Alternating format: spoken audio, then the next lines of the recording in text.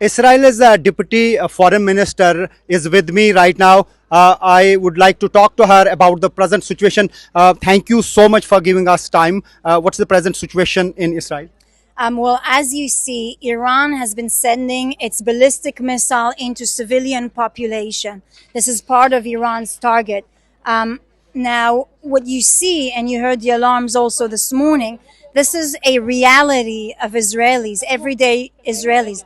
What you hear now, there's going to be an alarm. Okay. We've just got a warning. We have less than 10 minutes to find a shelter before a rocket can hit this area. Okay. So we probably should walk towards a shelter area as well. Okay. What's the overall situation here, and how do you see the tension between the two countries? Because you are the foreign minister, and what would you like to say? Look, Iran is a threat on humanity. It's not just a threat on Israel. Israel's only the front line. We've been acting on the last minute before Iran could acquire nuclear weapons. Iran says it was initiated by Israel. Israel attacked and they are protecting their sovereignty. Your answer? Look, Iran has been deceiving the world for years now. It's been deceiving it in regards to its nuclear program, in regards to its ballistic missile They program. say it is a civil nuclear program. Don't you believe that's a civil nuclear program? You have to be so naive. Look, there's certain civilian nuclear program. When you have enrichment facility, conversion facilities, you enrich more than 60%. There's no real civilian use above 10%, let alone 3%. Okay? When you have advanced your ballistic missile capability, when you have a weaponizing program, I'm sorry, but if you truly believe to that, then I really understand why they were able to deceive you for so long. Okay, US also attacked Iran, and it was earlier Israel versus Iran, but now US has intervened in it. It seems that escalation will further increase. Do you believe the same? Look, I think it really depends also on, and I have to say, first of all, President Trump acting 2 nights ago, this was a true moment of a leader of the free world protecting humanity. President Trump is looking after the American interest, because when Iran is calling death to Israel, death to America, death to the West, Israel's only a small little point on the way to America. When we started this operation, we started with a bank of targets. Okay? This bank of targets is aimed to destroy the double existential threat over the head of Israel, meaning its nuclear military program and its military ballistic missile program. Once we finish that banks of targets, that's when it will be behind us. This is what we set as a clear statement of our operations there as well. We have to take down this double existential threat because the life of our children depends on it.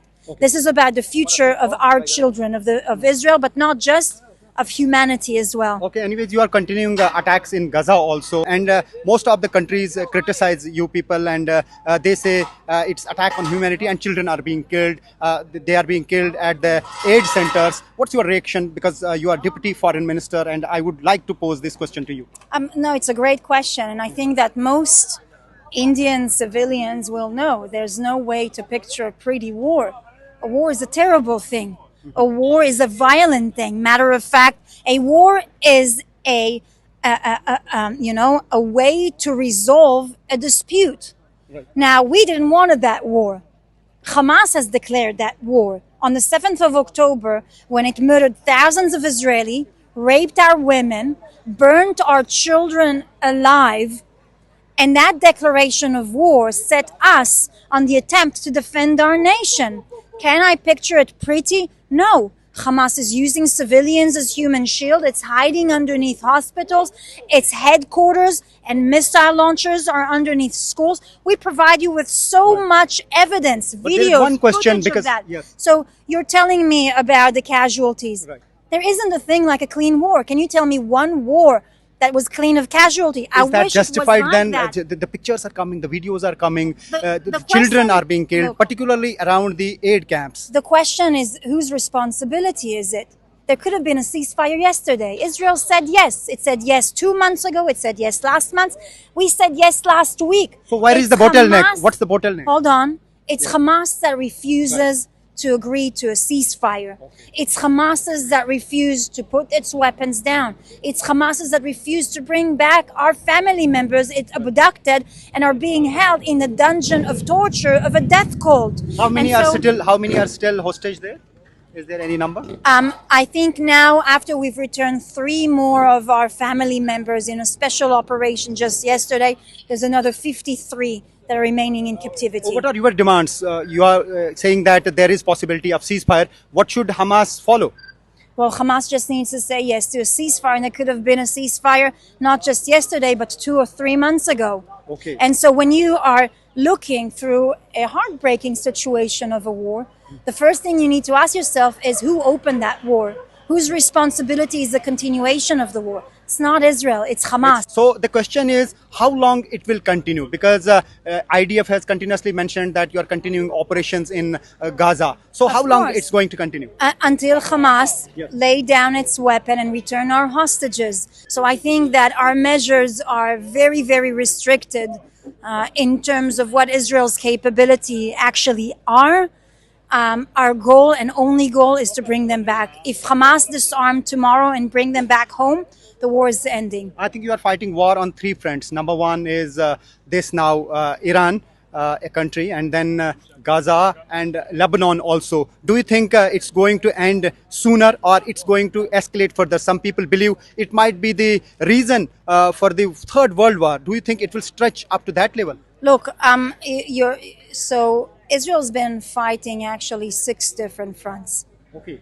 Israel's been fighting Hamas in Gaza, a proxy Hezbollah of in Iran. Lebanon. Hold on. Hezbollah in Lebanon, the army of Iran.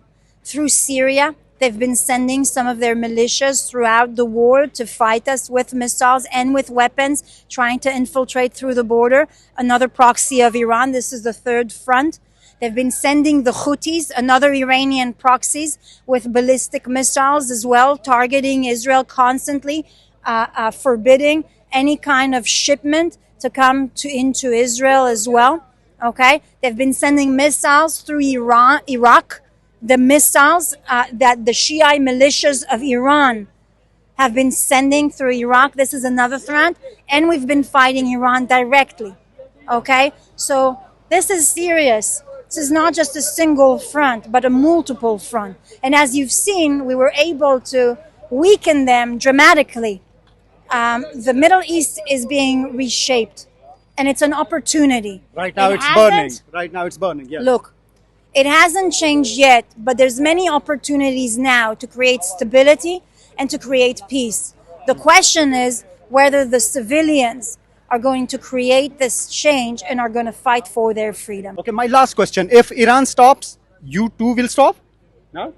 We, as we've said, we will not stop until our banks of targets that will make sure that both of those existential threats are eliminated. But you said US said they did their job. US said they did their job. That means that is still existing. The threats are still existing. As I said, we have a bank of targets Okay. to eliminate the double existential threat, the nuclear military program and the ballistic missile program. We will not stop until we make sure that that double existential threat is taken out.